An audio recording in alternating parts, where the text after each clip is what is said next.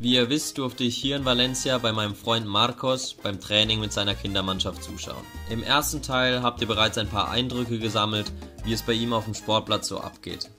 In diesem Teil gehe ich jedoch näher auf die Trainingsinhalte und die Trainingsdurchführung ein. Außerdem zeige ich euch auf, was für mich in Marcos Training auffällig war.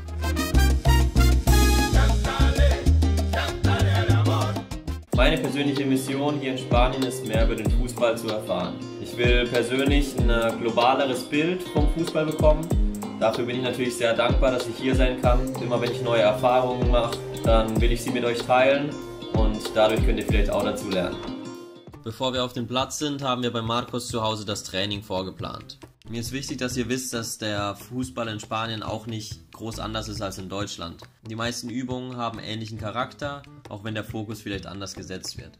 Marcos erklärt mir gleich, wie er einen Mesozyklus, also einen ganzen Monat Training plant, und danach gehen wir direkt schon in die ersten 2 Übungen, damit ihr eine Vorstellung bekommt, wie so ein Training aussehen kann. Realmente a nosotros aquí nos hacen trabajar con este tipo de mesociclo. Esto es como lo que nos da el equipo o el club. Y aquí tienes la sesión 1, que es como martes, y sesión 2 el jueves, y 3 tareas para cada sesión. Entonces esto sería de la semana 1 y 3 del mes, la primera semana y la tercera. Y luego tienes que hacer otra hoja para la semana 2 y 4. Vamos a hacer dentro del área, vamos a meter parejas. Solo hay un balón, se juega con la mano, y tú tienes que hacer pases con los de tu equipo y meter, los 2 porteros también están cogidos de la mano y tienes que meter con la cabeza. Después del calentamiento, después vamos a meter rondos. Aquí en España se trabaja mucho con el rondo.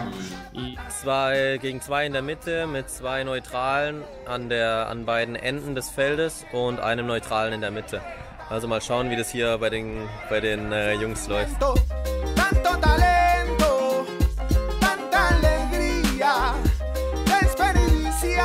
Euch fallen sicher auch einige Parallelen zu eurem Training auf. Koordinationsleitern, Rondos, viele Ballkontakte. Wie gesagt, die Übungen sind überall auf der Welt ähnlich. Deshalb finde ich es umso interessanter und umso wichtiger, wie sich jede Trainerin oder jeder Trainer innerhalb des Trainings verhält. Also wie er oder sie die Übung mit Leben füllt. Ich habe euch ein paar Punkte zusammengefasst, die mir bei Marcos aufgefallen sind. Auffällig ist, dass Marcos fast immer 1 bis 2 Bälle in der Hand hat. Für ihn ist der Spielrhythmus eines der wichtigsten Dinge. Durch wenig Umbauten und viele Bälle will er möglichst wenig Zeitverlust in der kurzen Trainingszeit haben und viele Ballkontakte für seine Spieler garantieren. Auch wenn er dafür mal einen Sprint anziehen muss.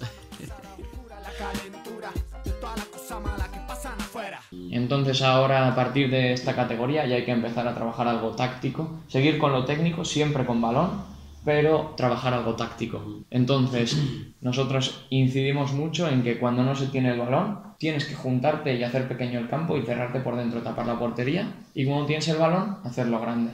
Aprovechar todo el espacio para que haya más espacio para desmarques, ¿sabes? Eso supongo que en Alemania será igual. Sí, lo mismo.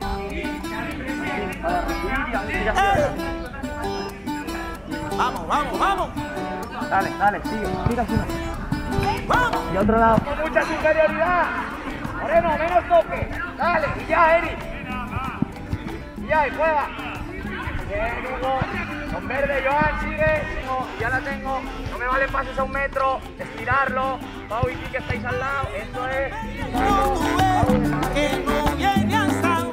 Was wirklich jedes Mal für mich interessant ist zu sehen, dass schon im frühen Alter der Spielaufbau trainiert wird, beziehungsweise anhand des Spielaufbaus taktische Prinzipien erklärt werden und das Positionsspiel den Spielern und Spielerinnen näher gebracht werden soll.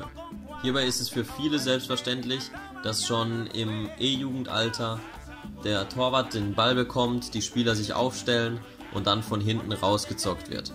Ich persönlich bin ja ein großer Fan davon, in diesem Alter 1 gegen 1 bis hoch zum 4 gegen 4, 5 gegen 5 zu trainieren, damit die Spieler und Spielerinnen einfach immer ständig Lösungen suchen können und nicht zu viele Vorgaben bekommen oder einen zu großen Rahmen, in dem sie dann ihre Entscheidungen treffen.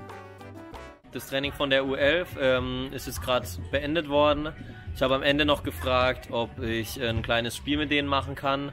Juego Alemán habe ich es genannt, also deutsches Spiel. Und zwar habe ich den Klassiker ausgepackt, Kopf-Fang. Heißt, wenn ich das Kommando Kopf gebe, muss man den Ball fangen und mir zurückspielen. Und wenn ich das Kommando Fang gebe, muss man den Kopf nehmen und zurückköpfen.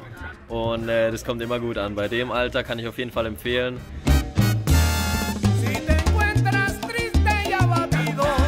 Ich liebe es einfach zu sehen, wie viel Parallelen es in den Trainings zwischen Spanien und Deutschland gibt. Das zeigt mir wieder, dass es nicht auf die äußeren Umstände ankommt, sondern letztlich, wie wir als Trainer oder Trainerin Einfluss auf unsere Spieler und Spielerinnen ausüben. Egal wo wir sind, wir entscheiden mit jeder kleinen Handlung auf dem Platz, was wir an unsere Spieler und Spielerinnen vermitteln wollen. Ich hoffe, das Video hat euch gefallen. Ich hoffe, ihr konntet ein paar Eindrücke gewinnen. Ich probiere mehr Eindrücke für euch zusammenzufassen und deshalb bleibt dran und dann sehen wir uns beim nächsten Mal, oder? Haut rein!